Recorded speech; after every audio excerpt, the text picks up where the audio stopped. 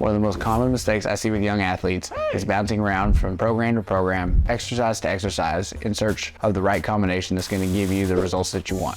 When in reality, the best way to get better at anything is to practice, and exercise is a skill. While there's some value in variation, most of your results will come from systematically progressing a few key movements over a long period of time. There are three main ways to progress an exercise and make it more difficult. The first and most common method of progression is load. You simply add more weight to the bar than you did last time. You do the same amount of reps, the same amount of sets with more weight, then you progress the exercise. The problem is, you'll run into a roadblock relatively quickly and find that after a certain point, you can't add more weight to the bar and do the same reps and sets as you did before. For me, low will be my primary method of progression for a lot of my main movements. These are exercises that are generally very stable that I'm looking to drive a lot of output. Exercises like a dumbbell row or a leg press, where technique is easy to maintain, I'll look to increase load first to start handling heavier weights. Time is another great way to progress an exercise through an increase in volume or tempo. This is the classic time under tension concept. The more time your muscles spend working against a resistance, the more stimulus that will be applied and the greater the training effect. Usually time is manipulated through volume, reps and sets. If one week I do 3 sets of 8 of an exercise, and the next week I either do 4 sets of 8 or 3 sets of 10, then I've increased the volume and increased the time of the exercise. The other main method is through tempo, where you slow down each rep rather than just doing more of them. By slowing down one or all portions of the exercise, you again increase the exposure to the resistance. I'll often add slow eccentrics or pauses, especially when teaching a new exercise, to increase the difficulty without having to start super heavy and really force the athletes to own the entire range of motion. I wouldn't recommend purposefully slowing down the concentric phase, but it's a special use case and it is an option. The third way to progress an exercise is distance. You'll often hear coaches preaching a full range of motion for a given exercise in order to standardize each rep and make them all look the same.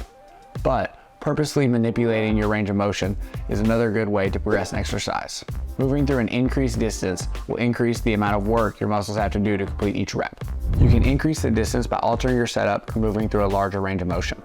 The idea is to train the muscle in a deeper stretch position, which can help with muscle growth. For example, if you're doing a reverse lunge, you can get deeper into hip flexion by starting on a small box before you step back.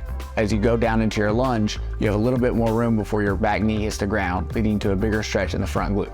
For more advanced athletes, reducing distance can also be used as a progression. Going from a full depth squat to a quarter squat will allow you to use more weight and still apply that high force stimulus without the accompanying fatigue of a lot of heavy full depth squats. However, this is really only suggested for the advanced athletes who spend a long time building a good base of strength and are involved in a comprehensive training program.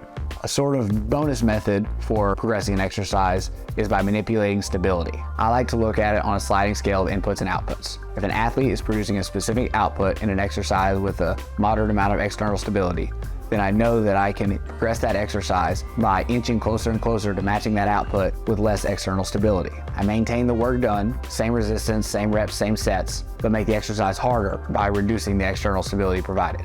A progression outlining this idea that I like to use often is with the single leg RDL. The first phase I'll program is assistant single leg RDLs, where an athlete holds a dumbbell in one hand and onto something like a bench for support with the other. Then over time, we'll look to progress intensity and volume. The next phase, I'll take away the bench and have them hold 2 dumbbells. Now the resistance on the hinge is similar. We're maintaining output, but the stability has to come internally from the surrounding musculature at the hip. I'm requiring more input to complete the same movement.